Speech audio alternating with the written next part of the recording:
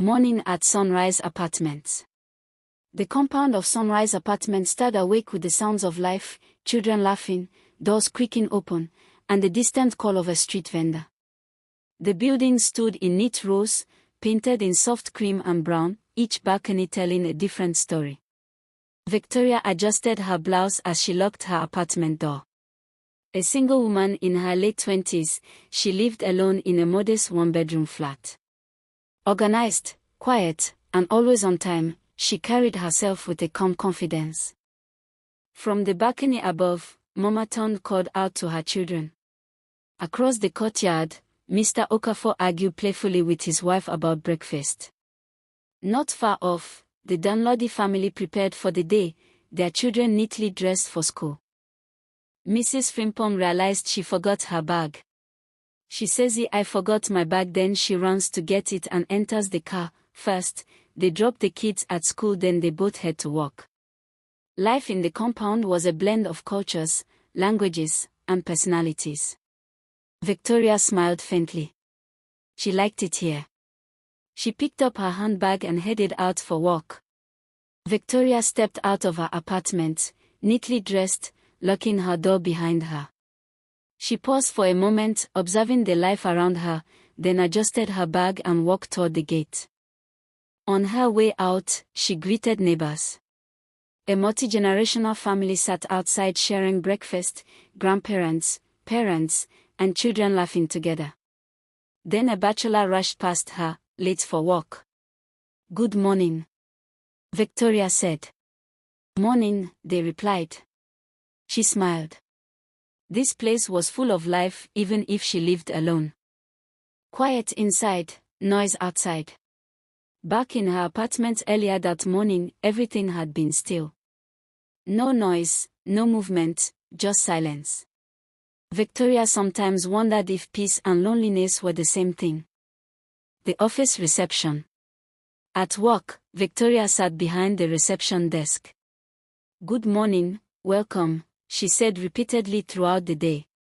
Phones rang. Visitors came and went. She handled everything calmly. But inside, she felt like she was just going through the motions.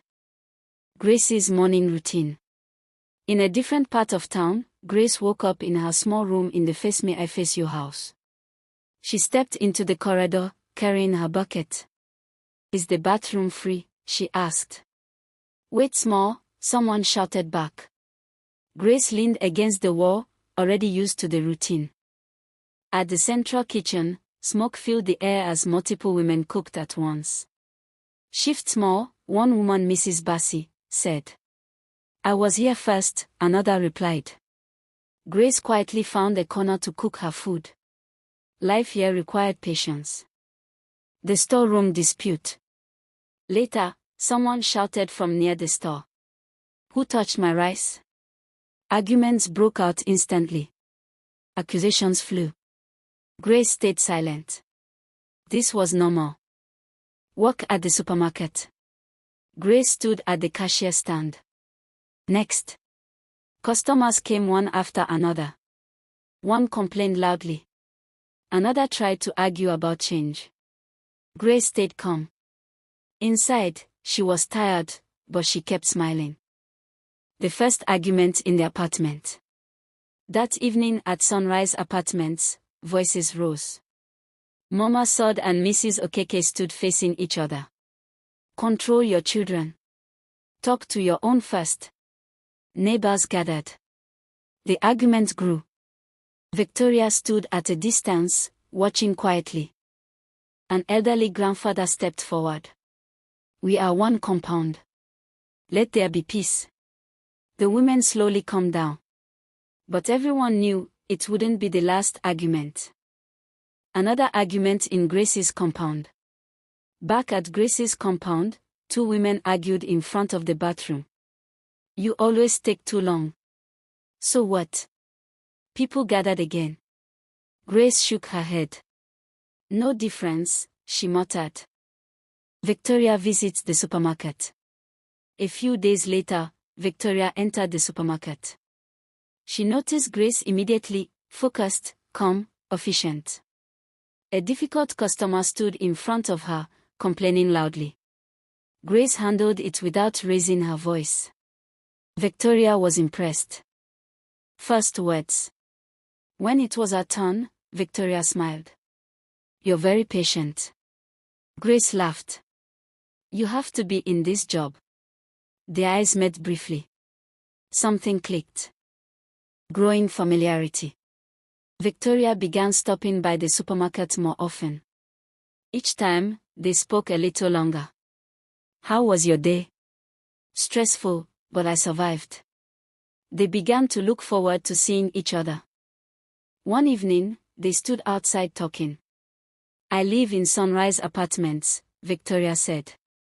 Grace smiled. "I live in a Face Me I Face You house." They both laughed. Different lives. Same struggles. Victoria visits Grace. Victoria visited Grace's compound for the first time.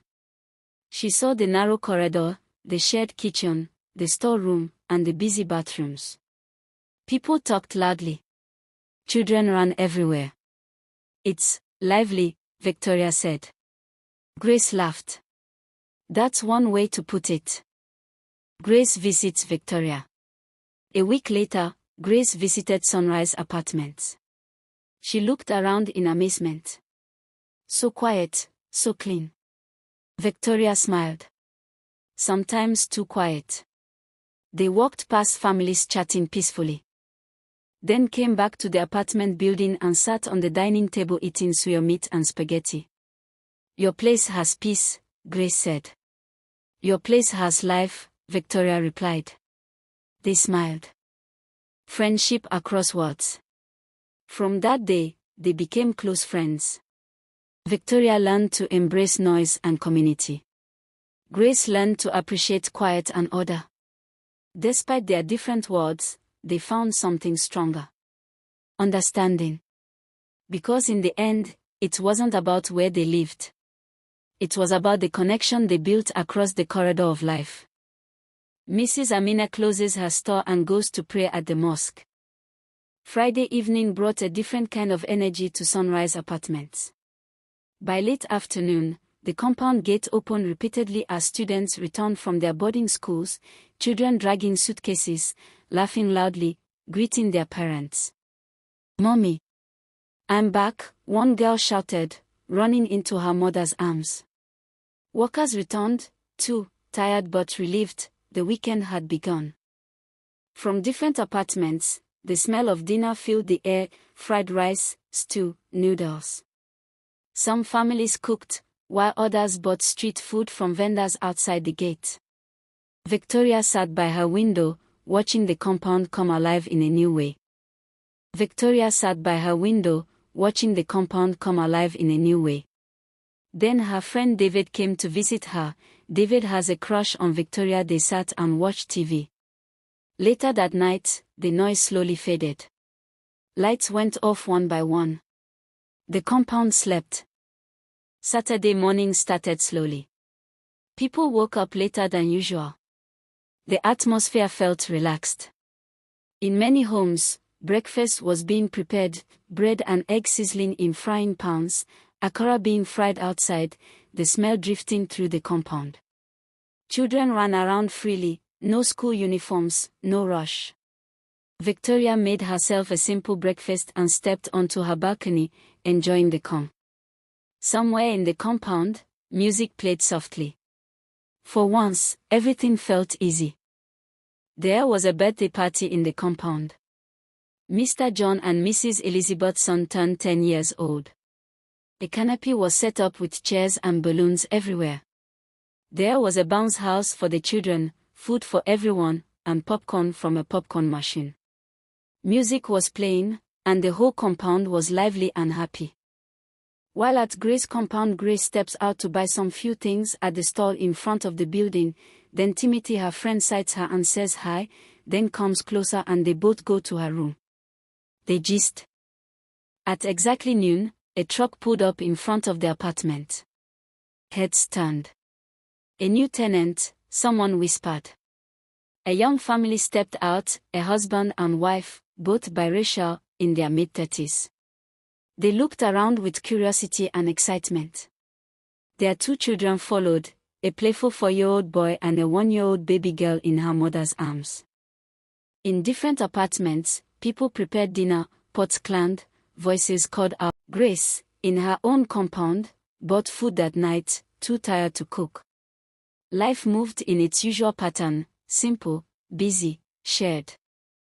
Sunday morning came with purpose. Some residents woke up early, dressed in their best clothes, and left for church. Laughter and greetings filled the compound as families walked out together. Victoria attended church and returned feeling refreshed. By afternoon, the smell of rice and stew filled the air as families gathered to eat. That evening, Mrs. Okeke walked over to welcome the new family. "You are welcome," she said warmly. "Thank you so much," the wife replied with a smile. At the same time, Grace arrived to visit Victoria. The 2 friends sat together, talking and laughing, sharing stories from their different worlds. As evening deepened, the compound changed again.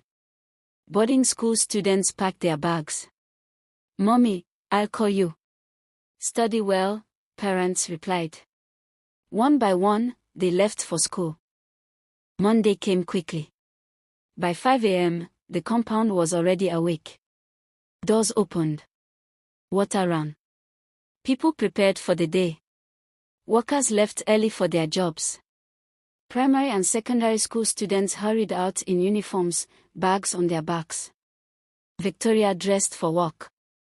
Grace prepared for another long day at the supermarket. The compound returned to its weekday rhythm. Busy. Structured. Predictable. Yet beneath it all, life continued to connect them in ways they were only beginning to understand. The end.